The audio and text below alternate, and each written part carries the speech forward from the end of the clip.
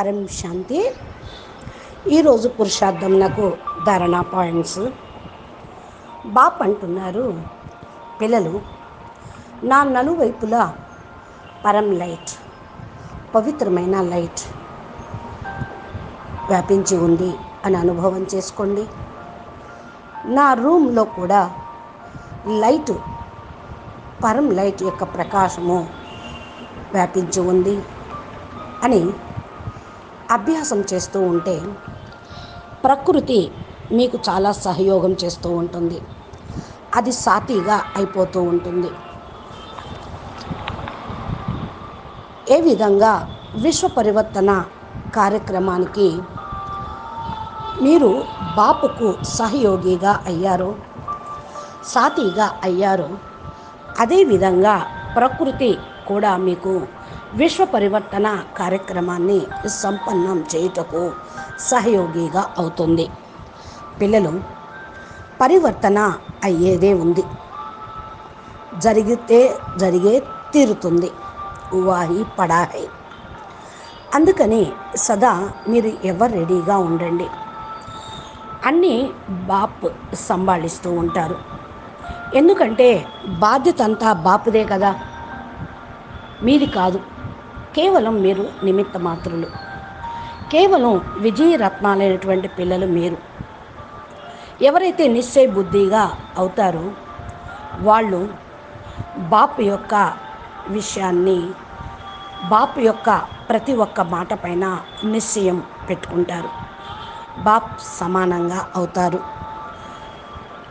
అసలైనటువంటి పిల్లలు ఎవరైతే ఉన్నారో వారు బాప్ సమానంగా అవుతారు. మిగతా వాళ్ళు కేవలం నామమాత్రం అన్నట్టే. బాపు మీకు భగవంతుడే, మీరు ఆయనకి పిల్లలు.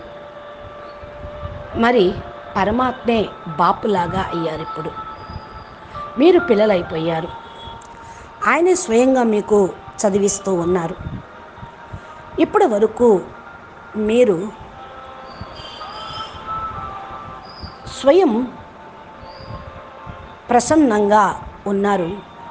ఇప్పుడు బాపు పసందుగా అవుతూ ఉన్నారు. స్వయం పసందు లేకిన్ ఇప్పుడు బాపు పసందుగా అవుతూ ఉన్నారు. ఈ విధంగా బాపు మరియు మీరు తోడుగా బాప్ సమానంగా అయిపోతూ ఉంటే మీరు మీకే మీ పైన స్వయం ఆశ్చర్యం కలుగుతూ ఉంటుంది. ఇది ఒక స్వప్నమా అని ఫీల్ అవుతూ ఉంటారు. కలలాగా అనిపిస్తూ ఉంటుంది. మనం ఇంత క్రితం ఎలా ఉండేవాళ్ళం, ఇప్పుడు మనమేనా ఇలా అయినది అనే సంకల్పం వస్తూ ఉంటుంది. కల్పకల్పం బాపు యొక్క హృదయ సింహాసన అధికారిగా ఉన్న ఆత్మలు మీరే. కల్పము అంటే బేహద్ సృష్టిలో మీరే బాపుకి హృదయ సింహాసన అధికారి పిల్లలు. కంటి జ్యోతులు, నూరే రతన్, మస్తక మణులు, బాప్ సమానమైన పిల్లలు. కనుక మీరు బాపును కూడా సొంతం చేసుకున్నారు. బాపు కూడా పిల్లలంటే చాలా గర్వం. అందుకే నిశ్చయ బుద్ధి విజయంతి అంటారు.